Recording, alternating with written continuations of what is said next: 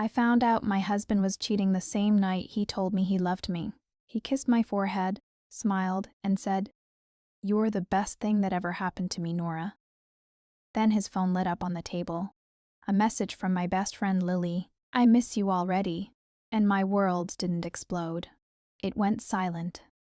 Because betrayal doesn't always scream. Sometimes it whispers and waits for revenge. My name is Nora Hayes. I had been married to Ethan Hayes for 8 years. We lived in a cozy house in Portland with a little garden I loved and a kitchen. Ethan always said smelled like home. And Lily Carter, she was my sister in everything but blood. We met in college, shared apartments, secrets, heartbreaks. She stood next to me on my wedding day, holding my bouquet while I promised forever to the man she was secretly stealing. I didn't confront them that night. I watched. For 2 weeks, I watched. Late-night calls, Ethan took on the balcony. Lily canceling plans with me but posting photos in places. Ethan worked late. Hotel charges hidden in bank statements. Perfume that wasn't mine on Ethan's jacket. Each clue was a knife. But knives can build plans too. I hired a lawyer quietly in Chicago and a private investigator from Las Vegas. I smiled at dinner. I laughed at jokes. I hugged Lily when she came over with wine. They thought I was blind. I was memorizing everything. Photos came in emails. Ethan and Lily at restaurants, beaches, hotel lobbies, holding hands like teenagers, kissing like they owned the world. I didn't cry. Because I wasn't planning tears, I was planning truth. Ethan loved status, promotions, reputation, admiration. Lily loved attention. Social media followers, compliments, gossip. So my revenge had to be public. Perfect. Unforgettable. I told Ethan I wanted to celebrate our anniversary early this year. Big party. Friends, coworkers, family. He looked guilty but relieved. Lily hugged me tight and said, "You deserve happiness." I almost laughed. Because wolves always bless the sheep before dinner. While planning the party, I moved money legally into a trust my lawyer created. Accounts separated. Assets protected. Every document signed quietly. Ethan never noticed. Because cheaters don't look closely. They assume you'll never fight back. 2 days before the party, Lily came over with cake samples. She sat in my kitchen, smiling, laughing, pretending. "You're lucky," she said. "Ethan is such a loyal man." I looked straight at her and said softly, "Yes, loyalty is everything." Her smile froze for 1 second, just one, and I knew she felt the storm coming. The night of the party arrived. The hall was beautiful, lights glowing, music soft, people laughing. Ethan in his best suit, Lily in a blue dress I helped her choose. Everyone thought it was a celebration. But it was a stage. When the speeches started, I stood up holding a glass of champagne. "To love," I said, "to trust, to honesty." People clapped. Ethan smiled nervously. Lily looked pale. Then I said, "I made a small video about our journey together." The lights dimmed. The screen lit up. First, wedding photos, vacations, happy memories, then silence. And the next image appeared. Ethan and Lily kissing in a parking lot. Gasps filled the room. Another photo. Hotel lobby, another. Beach hug. Text messages on screen. She'll never find out. I love you more than her. Someone dropped a glass. Ethan whispered my name.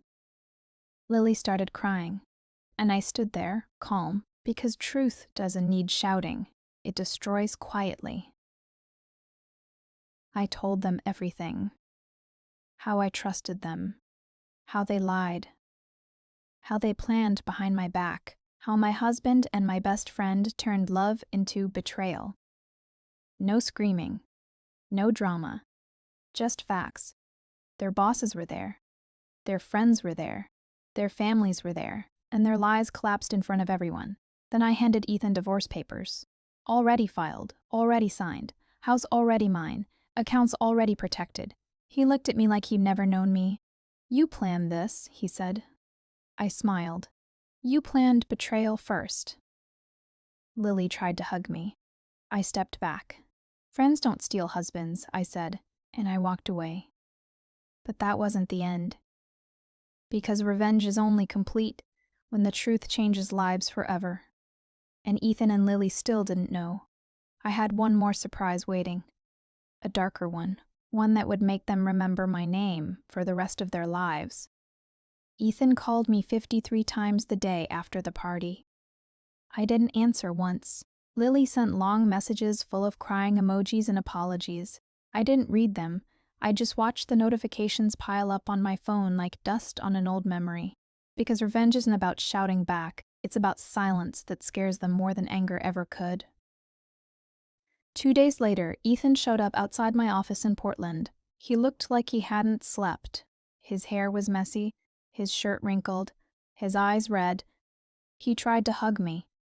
I stepped back. "Please, Nora," he said. "It was a mistake. It didn't mean anything." I stared at him. 8 months, I said quietly. "That's not a mistake. That's a decision." He dropped his head and started crying right there on the sidewalk. People walked past, pretending not to see. He used to be confident, loud, proud. Now he looked like a stranger. For a second, I almost felt sorry. Then I remembered Lily's message. She'll never find out. And my heart turned cold again. Lily tried something different. She came to my house with flowers, cookies, and tears. She knocked for 10 minutes before I opened the door. She fell to her knees. "I love you," she said. "You're my sister. I made the worst mistake of my life." I looked at her for a long time. "You didn't make a mistake," I said. "You made a plan." She started sobbing harder. "I didn't mean to hurt you." I nodded slowly. "You just didn't care if you did." She had no answer, because truth leaves no space for excuses. But my revenge wasn't finished. Not yet. Because public shame was only the first step. The real punishment was coming. And it would hurt more than losing jobs or friends. It would destroy trust between them forever. I hired the investigator again, this time from San Francisco. I asked for one thing: proof of everything. Every message. Every payment. Every lie Ethan told Lily, and every lie Lily told Ethan. It didn't take long. Because cheaters lie to each other too. Ethan promised Lily he'd leave me months earlier. He never did. Lily told Ethan she wasn't seeing anyone else. She was. There were 2 more men. One in Los Angeles. Another in Denver. When I saw the reports, I didn't smile. I just understood something simple. They didn't betray me because they loved each other.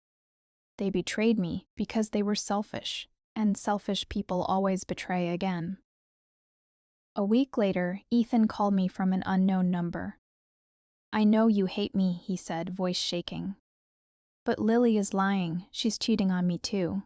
I saw messages. She used me." I closed my eyes. So it had begun. The collapse. "Why are you telling me?" I asked. "I thought she loved me," he whispered. "She said she'd marry me after we divorced." I stayed silent. Then I said, "You thought I loved you too." He started crying again, and I hung up. The next step was simple. I invited them both to meet me at a cafe in Seattle. Public place. Quiet afternoon. They arrived separately. Sat across from each other like strangers, eyes full of suspicion. I placed 2 envelopes on the table. "Read," I said. Inside were the investigators' reports. Photos. Messages. Hotel bookings. Names. Dates. Proof Lily lied to Ethan. Proof Ethan lied to Lily. Proof they were both used by each other. Their faces changed slowly as they read. Shock. Anger. Disgust. Fear. Then shouting started. "You said you loved me," Ethan yelled. "You said you'd leave her," Lily screamed. "You were seeing other men. You were using my money." People in the cafe stared. I sipped my coffee quietly. Because this was the real revenge, not pain, truth. They destroyed each other with their own lies.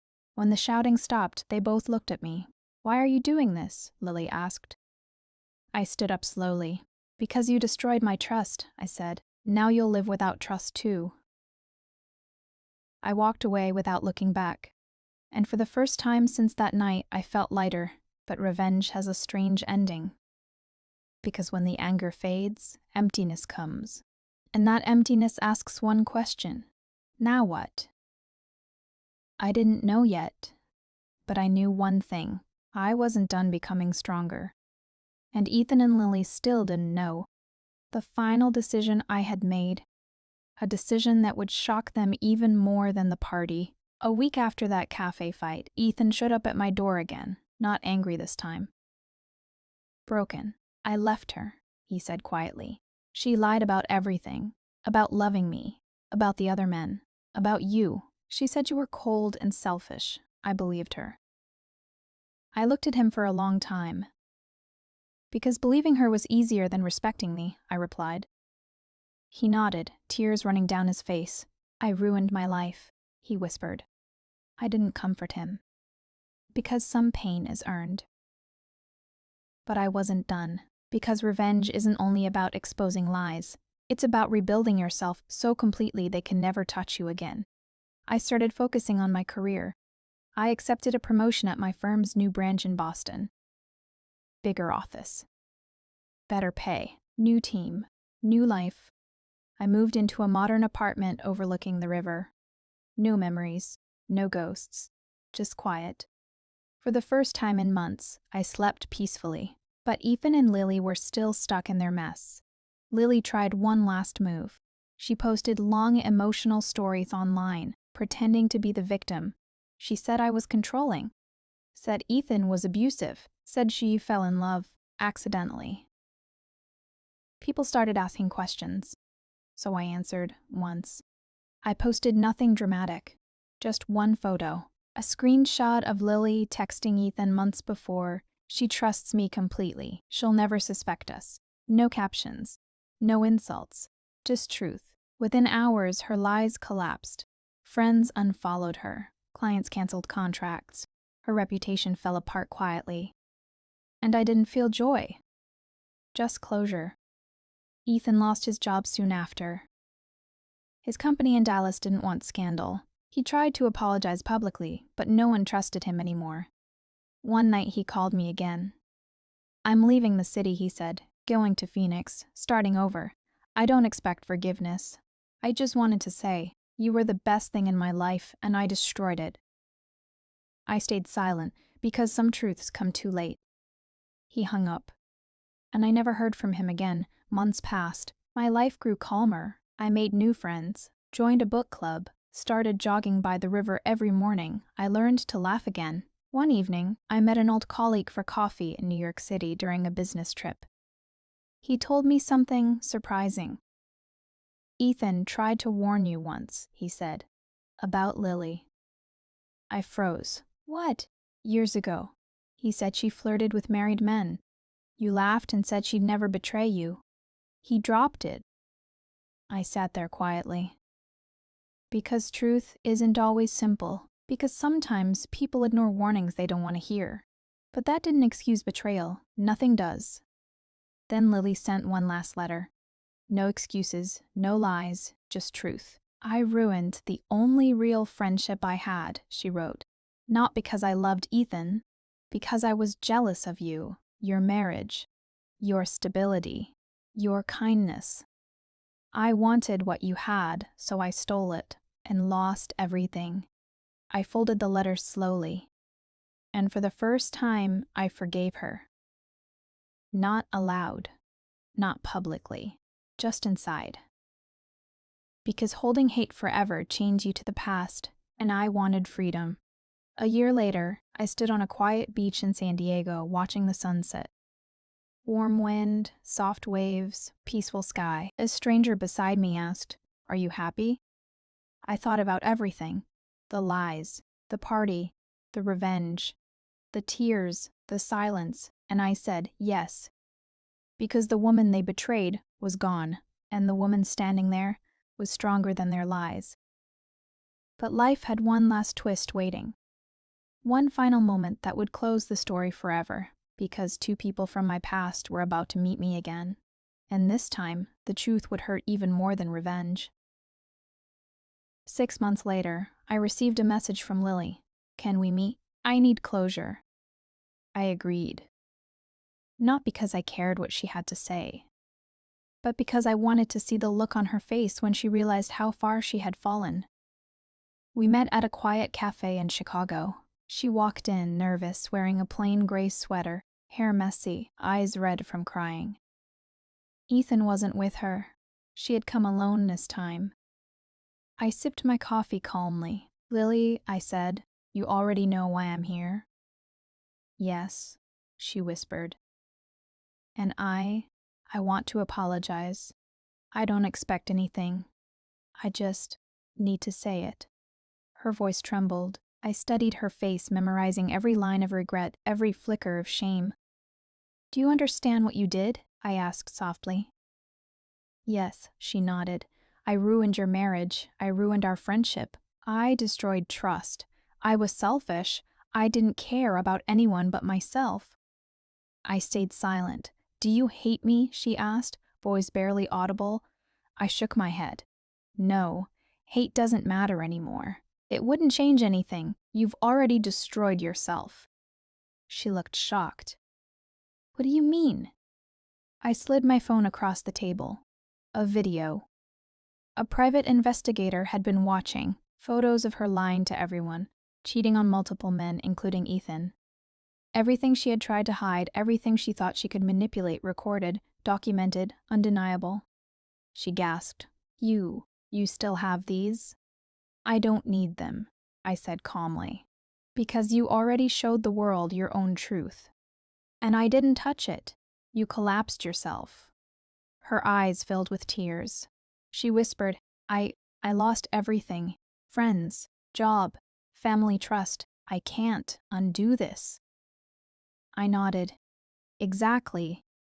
Then I turned my attention to Ethan. He had sent a letter months ago begging for reconciliation, promising he would change. I read it once. Then I burned it. Some bridges are meant to stay burned. Some lessons are meant to last forever. Because betrayal isn't just about losing love. It's about proving to yourself that you will never tolerate it again. I walked out of that cafe into the cold Chicago streets. The wind hit my face, salty and crisp. I took a deep breath. Freedom never felt so heavy, yet so light. I had destroyed nothing. I had built everything. My career, my apartment, my peace, my strength, my dignity. Ethan and Lily were ghosts of the past haunting only themselves now. And I realized something important. Revenge isn't always loud. It doesn't have to be dramatic. Sometimes the most powerful revenge is simply living better than they ever imagined. Weeks later, I moved to Los Angeles. New job, new city, new life. I met people who didn't know my past. I smiled without fear. I laughed without hesitation. One morning, jogging along the coast, I saw the ocean wide and endless. I whispered quietly to myself, I am stronger. I am free. I am untouchable. And for the first time in years, the betrayal didn't hurt anymore. Because revenge had ended. And my life had just begun. The final months of my revenge were quiet, almost invisible. But the truth has a way of echoing louder than any shout. I was at my new office in Los Angeles, overlooking the city skyline. My team thrived, my clients trusted me, and my life was finally mine. I was unstoppable. But I wasn't cruel. My revenge had been precise, surgical, and justified. It wasn't about hurting them. It was about freeing myself. Then, one day, Ethan appeared at my building lobby.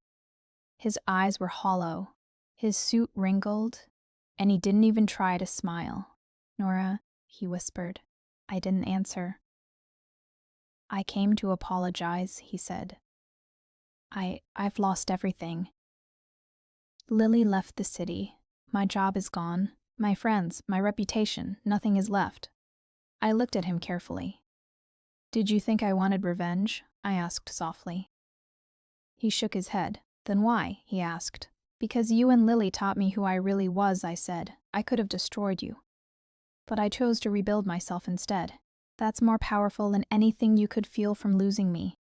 He tried to say something else, but I turned and walked away. No yelling. No drama. No begging. Because closure doesn't need theatrics. It only needs the courage to walk away. That night, I walked along the beach in Santa Monica, wind in my hair, sand under my feet, the ocean stretching endlessly before me. I remembered every lie, every betrayal, every secret kiss behind my back. But instead of pain, I felt calm. Instead of anger, I felt strength.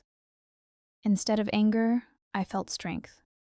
Instead of revenge, I felt freedom. Weeks later, I received a message from Lily. I'm sorry. I lost everything. I hope you're happy. I smiled, not because I wanted her to suffer, but because I finally understood the ultimate truth. Revenge doesn't need to hurt anyone else. Revenge is proving to yourself that betrayal will never define you, that lies will never break you, that strength, patience, and dignity are far more powerful than hatred. And I was finally untouchable. Months turned into years. I thrived in my career. I traveled. I met new people. I laughed, loved, and lived without fear. Ethan and Lily became memories. Faded, hollow, reminders of lessons learned. But every now and then, I would glance at my reflection, smile, and whisper, I am stronger. I am free. I am alive. And that, in the end, was the most shocking revenge of all.